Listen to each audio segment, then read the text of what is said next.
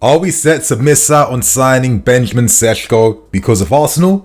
Today, my friends, we have some massive stories to discuss involving some interesting, surprising transfer target news. We're getting closer to the summer. We know Enzo Maresca wants 4 to 5 new signings, and we know we're set to sell a lot of players as well. So you're expecting yet again another crazy summer. So make sure you guys are locked in on BlueLionsTV. Hit that like button. Let's try and get over 3k likes, and most importantly, click the bell notification button too. Hope you guys enjoy, and let's get straight into things. Let's start with the feel-good story because we have a small update from Wesley Fofana from his own social media account. Now, the great update is Fofana is set to take part in pre-season training later on in July. Now, this was something that Pochettino himself did confirm, that Fofana was set to miss the rest of the season, but he should be back in time for pre-season training. So that's great to see. I can imagine that we're being extra precautious to make sure that he comes back fully fit and firing for next season. I know that he has been injured. I know that this is his second long-term injury. It's not the same injury, and I get that. Most importantly, when players are out for a long time and if we've forgotten about them, it means that we kind of devalue them a bit, because I've been a bit surprised by a lot of responses suggesting that Fofana may get sold, that he's going to be back up, that we have to sign another defender to replace him. I'm thinking, hold on a second. He's one of the highest earning players at the club right now. We spent an absolute fortune to sign him. We see him becoming one of the best defenders in the world. And I feel like under Maresca, he is set to shine. I'm still waiting to see Fofana on the right side and Levi Cole on the left. For me, I think they could be an incredible duo for many years to come. So it's great to know that Fofana is back. And just so I end things, listen, once upon a time, Antonio Rudiger also was in a similar situation to Wesley. Right now, he's one of the best defenders on this planet. So let's keep the faith here. Now, before we tackle the two massive stories that broke this afternoon, let's discuss a big update surrounding Armando Broja. Now, as we've learned over the weeks from Romano, we are set to sell Broja this summer. Now, today, reports from L'Equipe and from the BBC confirm the fact that Broja is attracting a lot of interest from clubs across Europe and Saudi Arabia. We're learning that Wolves, AC Milan and Monaco are expressing big interest and intent in trying to sign him. Now, this summer, clearly, we must drop our transfer value for Armando Broja. In January, we wanted bids of around 50 million, which sounds crazy. Right now, it's confirmed that we'd be happy to take around 30 million pounds, but in my opinion, I even think 30 million is too much, and realistically, 20 to 25 million should be a fair value to sell Armando Broja. But anyway, we are learning today from L'Equipe. Right now, Monaco are in negotiations to try and buy Broja from us. They are in the lead out of any other interested parties, and they're hoping to bring down the transfer value by offering sell-on clauses and buyback options, of course, to drive that price down. So let's see what happens in that aspect. Do we necessarily say no at something like this? Because think about it like this. If Broja was a success with Monaco over the next 1 to 3 years, his value could dramatically increase. If he was to get a move to a bigger club and he uses Monaco as a stepping stone, we could earn a fortune in the future.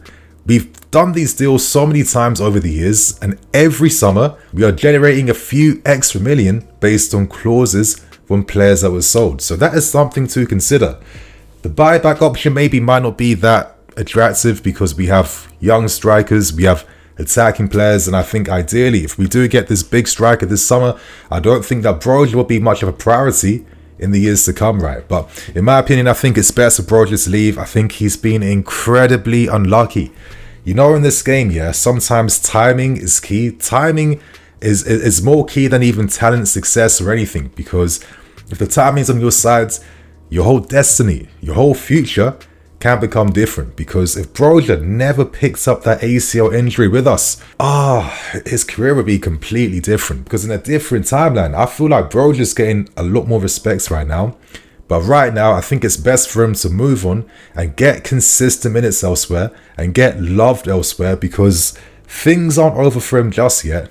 But he needs that consistency in minutes right now. And speaking of things being over, are we about to say goodbye to Benjamin Sesko? Because today, a report came out from Jonathan Cross from the Mirror saying that Benjamin Sesko has said yes to moving to Arsenal. With this news coming out, will this now force us to react and come back to fight for a player that we've shown more long-term interest in compared to Arsenal? When the ownership first took over, we actually tried to sign Sesko from Salzburg. He's been on our books for years. His agents, his reps have been at this club over the years as well, holding discussions, and I really feel like the club may feel aggrieved if they missed out on the talent in Sesko that they really believe in. Now, realistically, Arsenal won't be signing any superstars this summer. They're hoping to sign a young and up-and-coming striker who can work off of a Kai Havertz, and they want to sign maybe a replacement for Partey and potentially another left-back. At the moment, Leipzig are open to selling if they have to, but ideally, they prefer for Sesko to remain. They've offered him a new contract, boosting his earnings and his wages, but at the moment, he has a 65 million release clause that protects him for now. And I stress for now because once it's past the 30th of June, that means there's no more release clauses in his contract, and that means that Leipzig could sell him for any price and fee they wanted.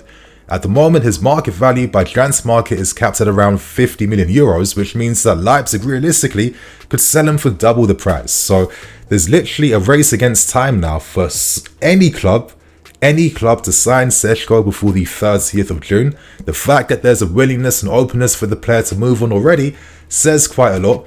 And I think with how he ended last season in incredible fashion, I mean, like what, 7 goals and 1 assist in the last 7 games. And these weren't just goals to like cap off big wins. I mean, these were key goals. These were equalizers. These were winners. These were opening goals. And for a player that didn't even start the season as a first choice striker because Openda, of course, outscored him, he ended the season in spectacular fashion, similar to what like a Nico Jackson did, for example. And he's ended the season now with 18 goals in 41 appearances, which is an incredible start to his young career at the highest level. So knowing the fact that we could sign Sesko for around £55 million, do we let this opportunity go? Are we really that desperate for Victor Osimhen? And I guess right now is the time to discuss the latest updates surrounding him. Now, as we know, Antonio Conte now is set to become the new Napoli manager, and he would ideally like to work with his former player in Lukaku, but at the moment we're getting some conflicting news surrounding what exactly is going on with these negotiations. On one hand, Romano confirms that both clubs haven't even discussed a potential player swap involving Lukaku plus money for Osimhen, but Italian reports, Italian media haven't deaded the news suggesting that we could be open to offering Lukaku, but Napoli would want between 80 to 90 million on top. But to continue on with conflicting news, some Italian reports have suggested just to give you guys like the full picture, that maybe Napoli are put off by Lukaku's wage demands and his transfer valuation as well. So it seems like this won't be an easy negotiation, even though Victor wants to come here. We've got the okay from the player. This is being confirmed. He wants to sign for us, but there's yet again even more twists to this story, because getting Victor is going to be incredibly expensive business. I mean, an absolute fortune. You're looking at agent fees. You're looking at paying Victor wages which put him on parity with some of the highest earning players in the Premier League. He's earning like nearly 12 million euros a year at Napoli. That's nearly 10 million pounds a year. On top of this, you're paying astronomical money to sign a striker when ideally you might need to strengthen in 4 to 5 different positions. Do we even have the finances to be able to afford a deal of this magnitude unless Napoli somehow are able to allow us to structure this deal in the most optimum way? Let's see what happens. We've learned that maybe the club could find ways to at least cover the wages, but this is a very expensive operation, and it's no surprise that we haven't deaded interest in other strikers like Gyökeres, and most in particular, Benjamin Sesko, a player that you could argue fits the current model we're hoping to build right now, maybe a bit more than Osimhen. Honestly, it's a hard one. Osimhen's a world-class striker, one of the best box strikers in the world, but Sesko is on an incredibly high trajectory. He's really impressed me even more during the second half of this season, and for the type of value you can get him for, you'll never be able to sign him again like this. And if you do, it would mean that he's basically not fulfilled his potential and he's playing at a lower level. So you guys in the comments, how do you feel about this? Do we go for Sesko, or do we keep our priorities on Victor Osimhen? Let us know below. And now let's tackle another big story that's coming out from Italy surrounding one of the best young defenders in Serie A last season. And that is Calafiori of Bologna. Now, at the moment, we know that his priority is on signing for Juventus, because Juventus now are close now to finalising an agreement to sign Thiago Motta.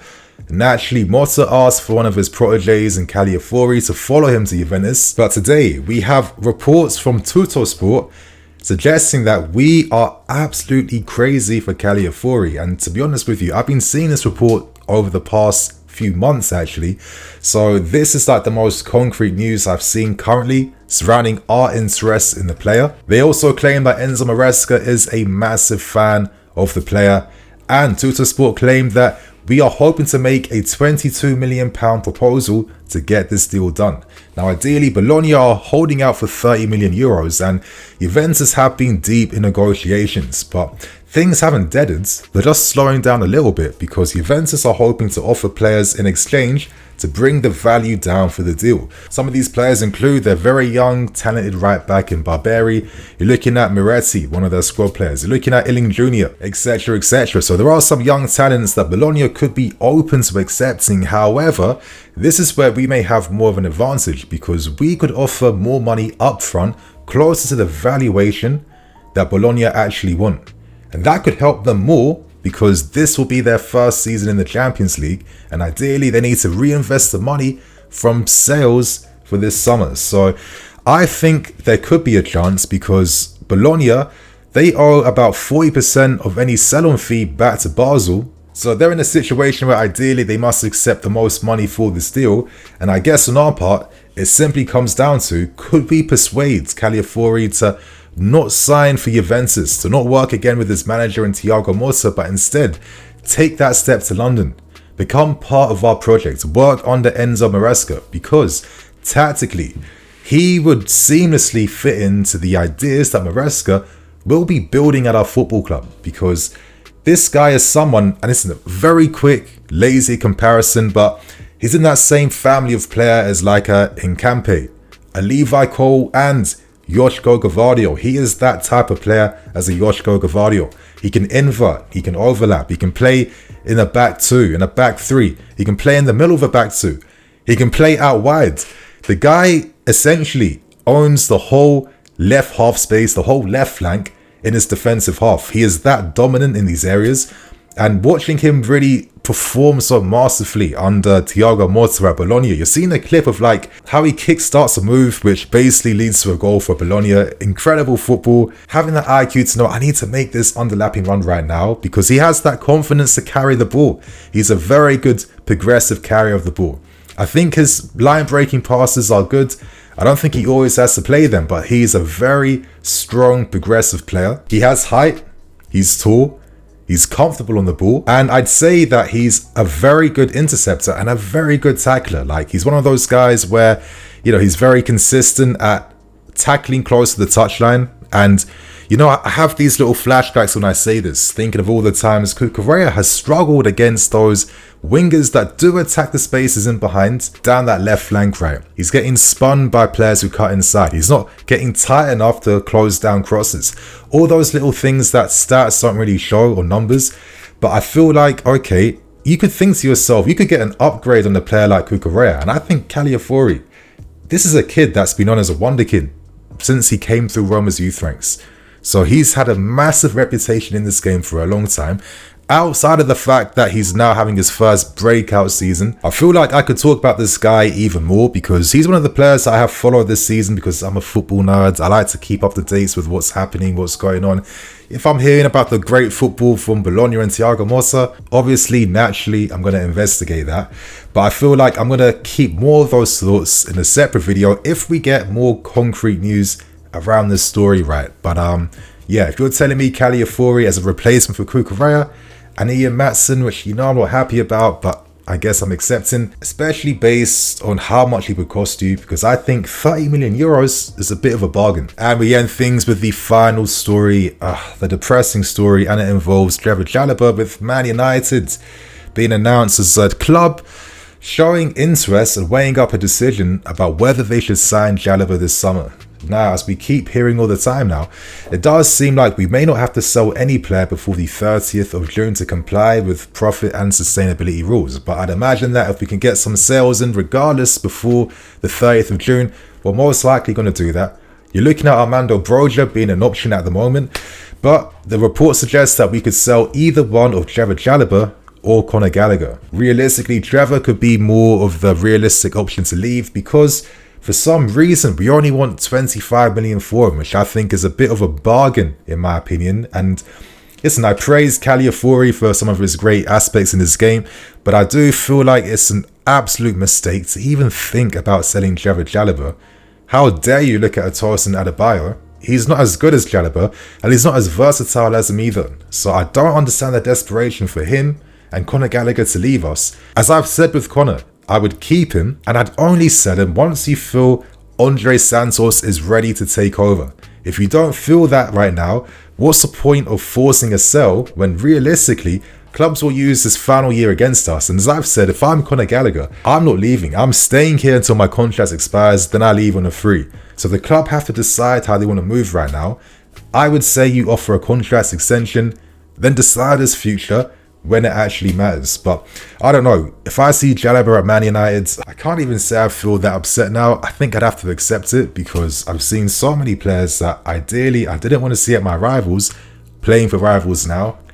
It is what it is. But honestly, I don't see why we'd be selling Chalobah. I keep him, and the only player I'd sign would probably be a Calafiori, based on the fact that we could do with maybe a alternative or replacement or an upgrade to a Cucurella in my opinion. So my friends, let's see how it plays, because we know that Chalobah won't be leaving unless he's signing for a big club.